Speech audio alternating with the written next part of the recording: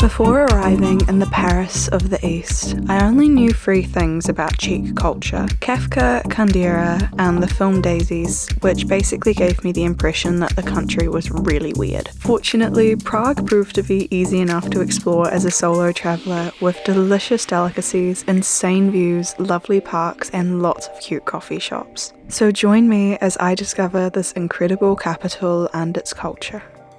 After arriving from Budapest on a 7-hour train, I was very tired and a bit hungry to say the least. I headed straight to get a poke bowl, checking out the atmosphere of the city along the way.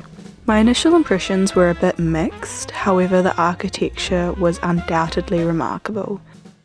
I picked up a honey cake and headed up the hill to one of the parks to watch the sunset and get an above view of the city I was soon to be immersing myself in.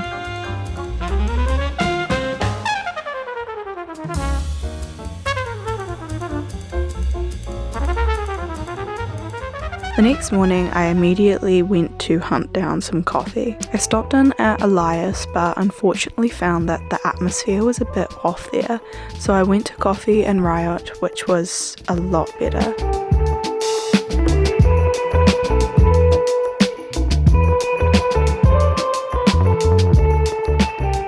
I then headed off to discover some of Prague's most famous spots, the Old Town Square and Charles Bridge. I stopped in at Gelato on the way as it was boiling hot. As I wandered around, I was continually astounded by the detailed architecture, buildings and paintings. Plus, I love seeing the various buskers out and about.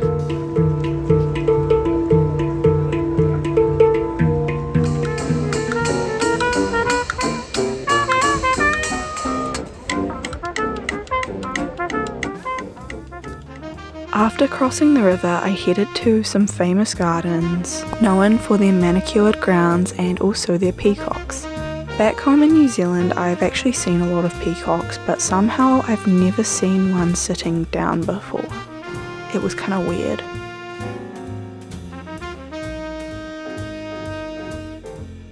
I then came across the Senate and also an incredible wall that definitely tied in with my understanding of Czech culture. It's rock, not natural, and the artist who created it said he wanted to give off a feeling of unease due to the blend between the real and the unreal. He certainly pulled it off well, as I was so confused when I first saw it. From here, I headed up many steps to Prague Castle.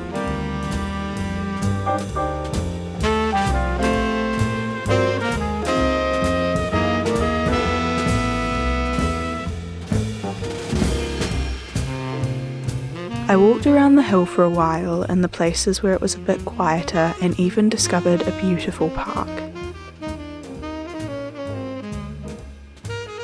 I then walked through the main castle and decided to go up the church tower, one of the highest viewpoints of the city. It cost about €8 to go in, but the 360-degree view was incredible. Even though there are other high points around the city, none of them compare to this tower, and I definitely think it's worth going.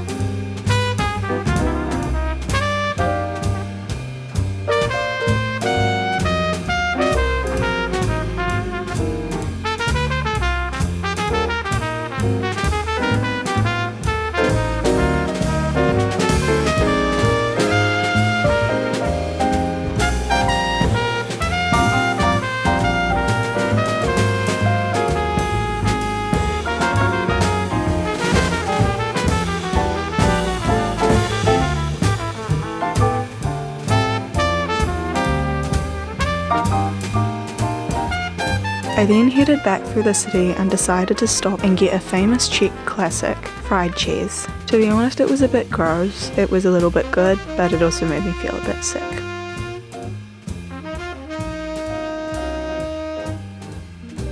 The next morning, I headed to Smetana Q, a fantastic bistro. I had a lovely coffee and a pistachio tart here before I walked south along the river towards the Saturday farmers market.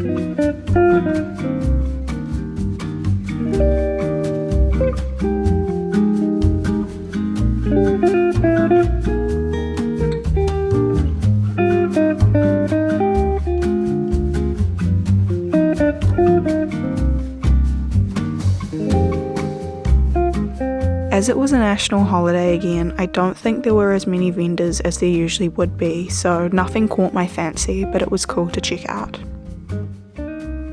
I then walked to the northern end of town over the river where I hadn't been before. I wanted to check out the different architectural style and energy, and also stop in at Venitra Block, a cafe and co-working space.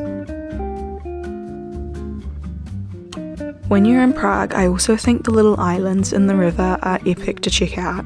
It was super hot, so people were even swimming in the river, which honestly I would not do because I saw 2 dead fish and a dead rat in it in one day.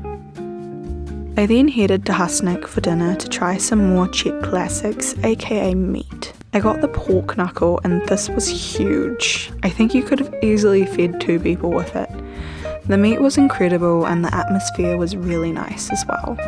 The next morning I slept in before heading to another local coffee shop.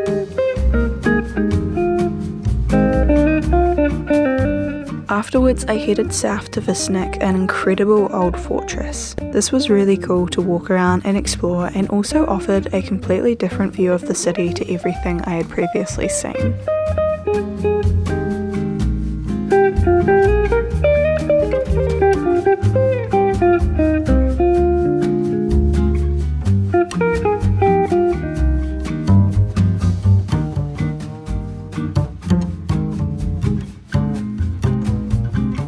I then went back to Husnik for dinner to try the roasted duck with dumplings, another Czech classic. It was absolutely incredible, and I have to say that the Czech definitely know how to cook and serve their meat.